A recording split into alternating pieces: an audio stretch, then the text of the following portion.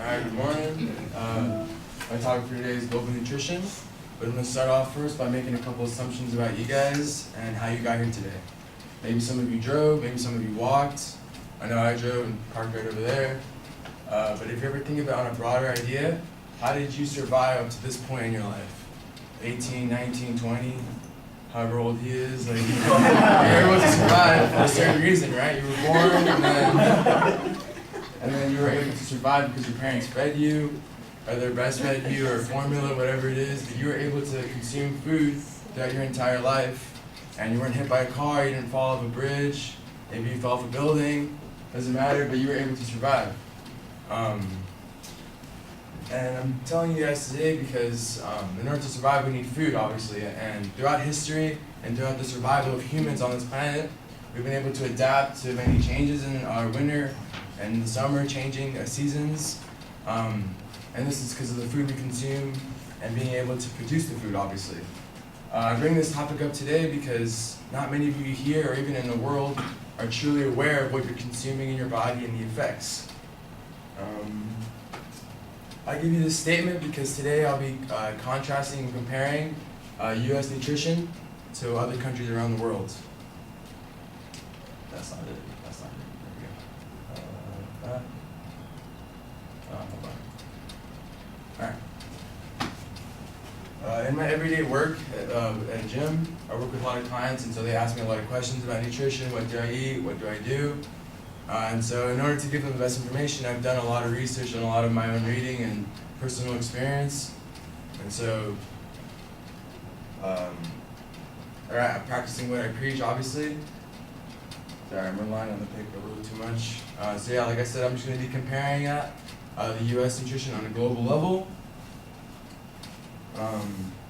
And so nutrition affects you just as directly as the clothes you're wearing now for the weather. If it's cold outside, you might wear a hoodie, so that way you're cold or not, meaning you might get sick or not, right? So the same idea happens with food. Everything you eat today, tomorrow, and every single day is going to have an effect on you 10 years from now, 20 years from now, 30 years from now. So my goal for today for you guys is to get you more mindful and aware of what you're putting into your body and the effects. And so my preview and idea I'm going to be putting out is, nutrition throughout the world is heavily impacted by many factors. These factors include the growing seasons on the upper left, the geography, what's the country surrounded by, and then the economic state of each country. So let's start off first by analyzing how the seasons work, the climate. Wait, does that mean I have 5 minutes left? Or Yes. Okay. So here's a little map. The seasons, first I'll explain kind of how the seasons work.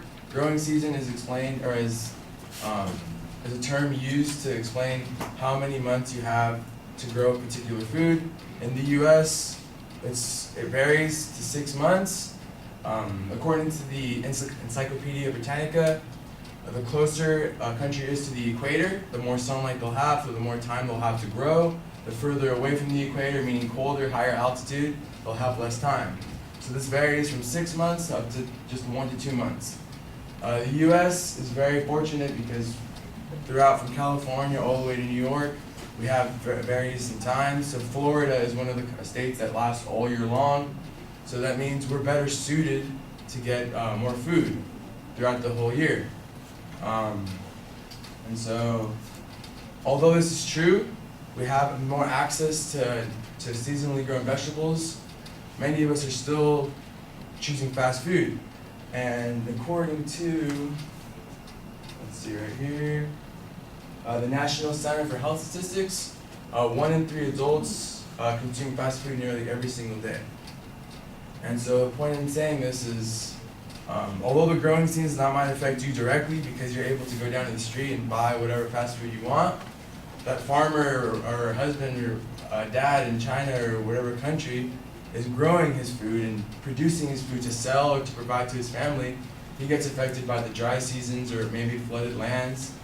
And so the growing season doesn't affect you from going down and getting your double Western bacon burger, but what could affect you is if there was no college juniors around you, right? That would be your geography, your location, what's around you. Going on to my next point.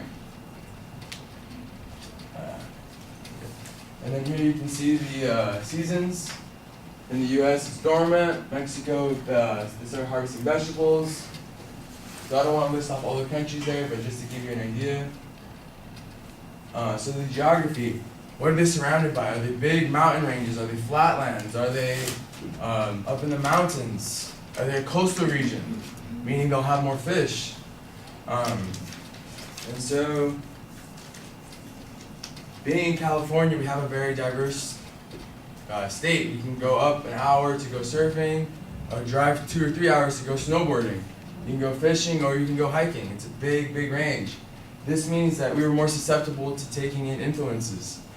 It's just like Columbus was able to take in corn, or maíz, they would call it, in 1492.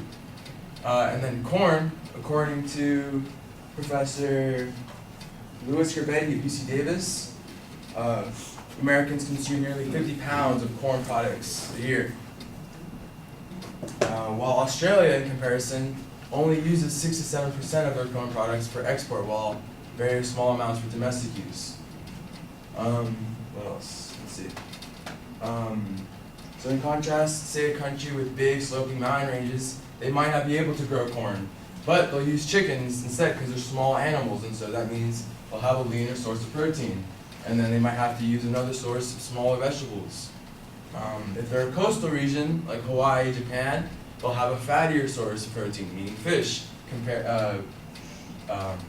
partnered up with wetlands to grow rice, so that's their carbohydrate source. What else? As I've explained so far, the circumstances a country is in can have a huge effect on what's around them. Same idea as you guys. What's around you guys? Your geography, your economic state, and your family. So that'll link to my last point, the financial kind of state of each country. And so, according to HowMuch.net, U.S. families have a net worth of $176,100 in comparison to countries like Finland, South Korea, Spain, and Portugal, which are all within a range of $28,000 to $35,000. This means that they have less money to spend on proper nutrition. So they'll spend their money on energy-dense food or food that have more carbohydrates because they're cheaper, meaning chips, potatoes, rice. Those are the cheap sources of food, meaning they're not going to get any protein in, leading to malnutrition. So this pretty much just comes down to how well suited are you to survive in this world. And so are you going to choose to be mindful of your decisions, or are you going to become another statistic? Or are you going to choose to live a healthy, happy life? Other than that, I hope you are more mindful in your decisions, and that's all.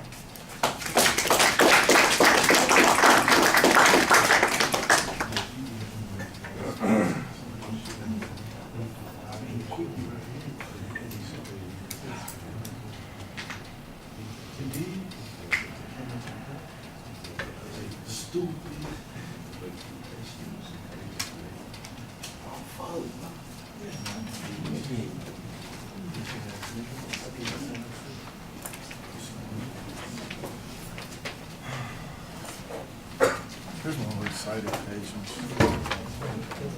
You're done, do your thing.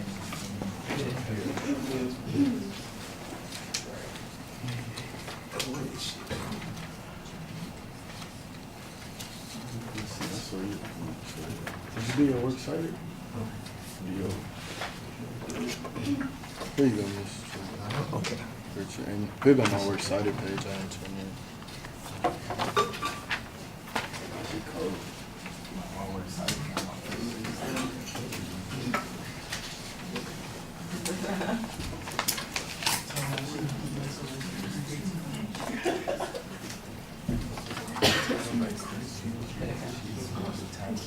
All right, Alexis, what did you think? I thought it was good. Actually, just be like a little bit more prepared because like you keep thinking back. I mean, it was still good. Like even though you stopped and like kind of studied a little bit, it still had like a really good like flow to it. And there was a lot of like sources cited and like information that I honestly didn't know, so I thought that was good. And then maybe, I won't say stand still, but like not move a lot. Like, I don't know what.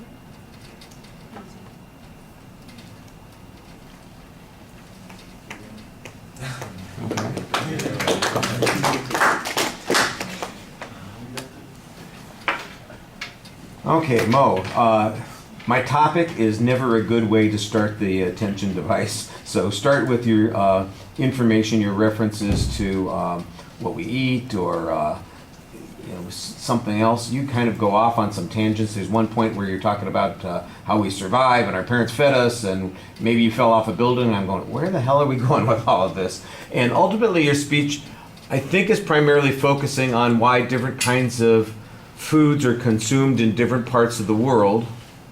So why not start off with a simple comparison about those kinds of things? I say that having written down at one point that that was your purpose statement, and then you had a different purpose statement.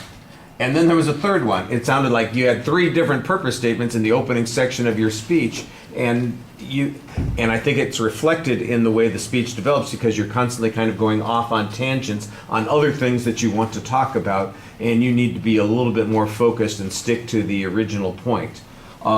I thought the preview was the best thing in the speech when it came to setting up what it was you're going to talk about. We're going to talk about the seasons, we're going to talk about the geography, and we're going to talk about the economic status of the countries there. So let's stick to those kinds of things. So how do the seasons influence what people eat?